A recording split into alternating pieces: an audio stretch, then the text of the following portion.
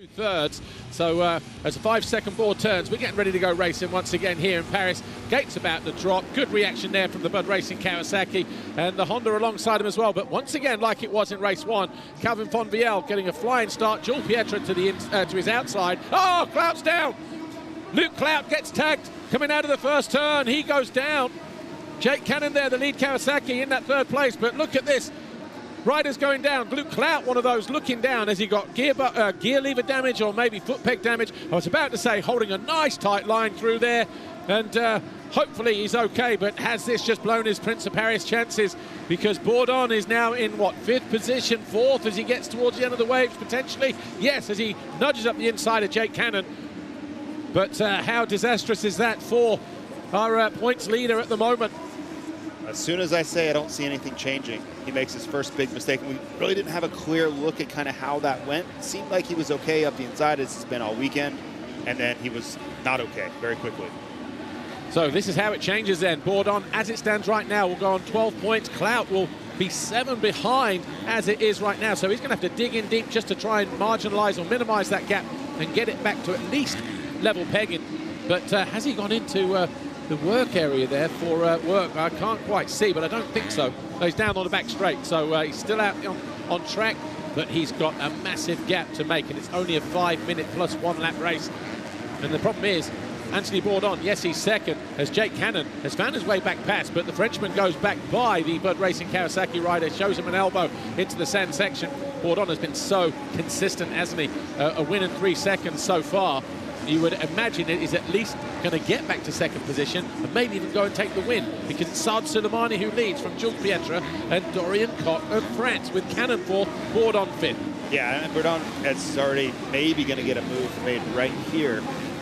You would think he was far enough back off the start to have seen Clout go down. So he might be very aware of the situation, and he right now just knows, I need to win this race and let the rest fall where it may. Yeah, he found his way past Cannon and Pietra, and now at the inside of Dorian Cotte, moves into second position. A very productive lap for the 9:45 Honda Motor Blues SR Motor rider. Where is Luke Clout? He is in 14th place at the moment, still with a mountain, a monumental mountain to climb. Over the finish line now for Luke Clout. I'll let JT look outside of the window towards the whoops to see. Oh, he's having to roll through those whoops there, so he's obviously got issues. The shifter, maybe? Maybe the shifter's broke off and he's stuck in gear, potentially. He's looking down, and looks like, he's still looking down there as we look out of our window. Golden rule number 1, don't normally do that, but he is the points leader.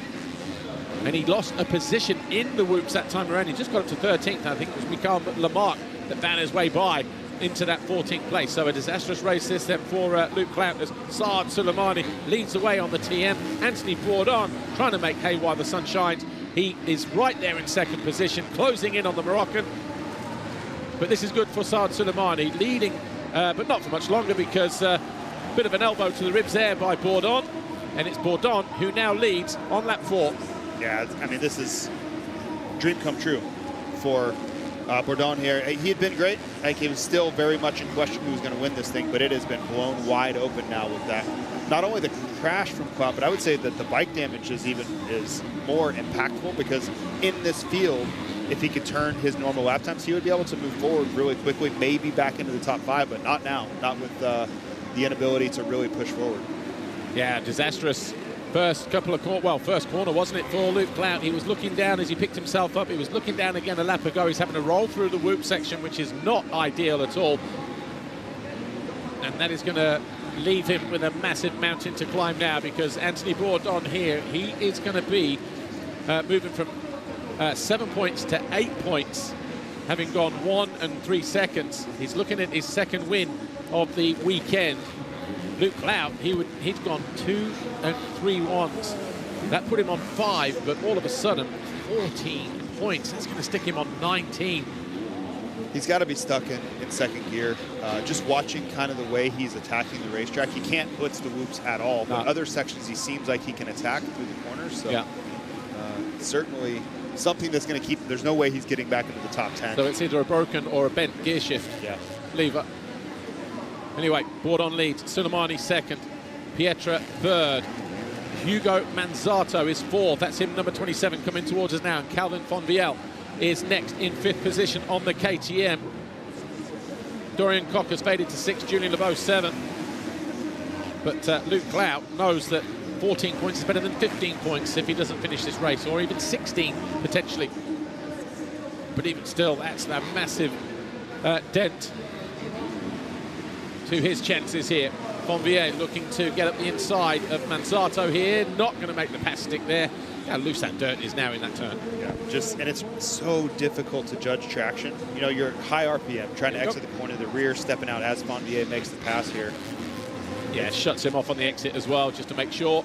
Fonvier now up into 4th place, Manzato down to 5th, but it's Bourdon who leads comfortably. Then there's going to be a situation, maybe, as we go into the final lap. Will he even lap Luke Clout, just because of the handicap that the Australian is on at the moment, because of that problem with the gear shift? I mean, he's 5 seconds a lap quicker, so you would think if he's even anywhere near him, he'll close it down. Just looking, white flag is about to go out. White flag is already out this time, even though the time is up. So final corner then for Anthony Bourdon. He's going to take his 2nd win of the weekend. Throws a big whip, lights the candles as he takes a comfortable win in race 2 here today. And he takes control of the Prince of Paris classification.